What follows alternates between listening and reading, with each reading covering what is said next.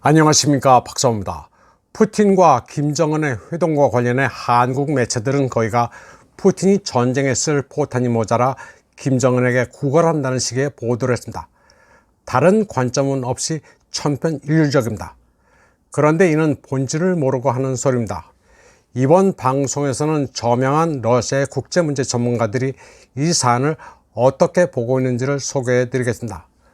러시아 매체 부즈길야드는 김정은의 러시아 방문이 아시아의 세력 균형을 변화시켰다고 보도했습니다.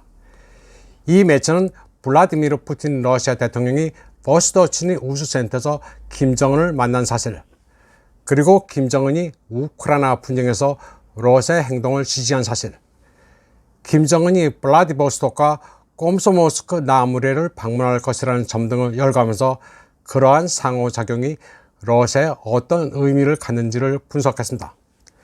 푸틴 대통령은 회담 후 김정은이 블라디보스톡의 태평양 함대기지, 극동연방대학과 해양생물학연구소가 있는 러시아 연방과학 아카데미 시설을 살펴볼 것이라고 말했습니다.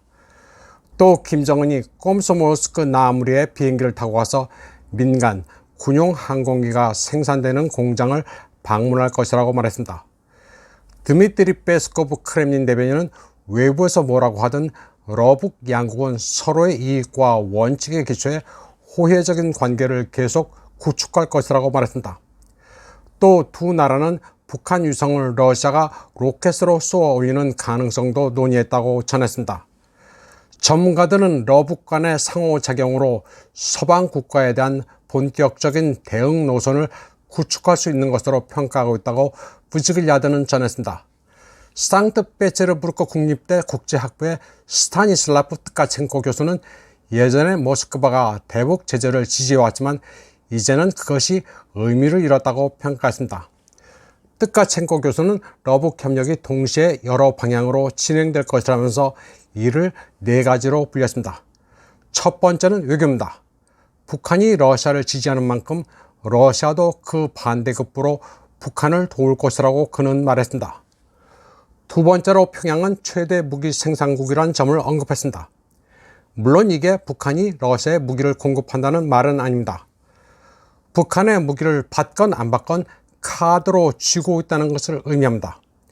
뜨카첸코 교수는 세 번째로 경제적 관계를 들었습니다. 그는 예를 들어 러시아가 북한에 식량을 공급할 수 있다고 말했습니다. 또 러시아는 북한 노동자들에게 극동에서 일할 수 있는 기회를 줄 수도 있다고 말했습니다. 러시아와 북한의 화해에 따라 미국의 경제 제재가 뒤따를지 의문도 제기되지만 이는 그다지 큰 문제가 되지 않을 것이라는 견해도 있습니다. 발다이 클럽 디렉터인 이반 지모페예프는 러북 협력이 어떤 방향이냐가 중요하다고 말했습니다. 식량 공급의 경우 북한의 식량 안보를 해결하고 인도주의적 공급이라는 측면에 초점을 맞추면 유엔의 제재 취지와는 모순되지 않는다고 지적했습니다. 트카첸코 교수가 밝힌 네 번째 협력 영역은 우주개발입니다. 그는 바스토치니 우주센터에서 정상회담이 열린 것은 우연이 아니라고 말했습니다. 러시아의 전문가들은 북한의 위성을 러시아가 로켓으로 발사해줄 전망에 주목하고 있습니다.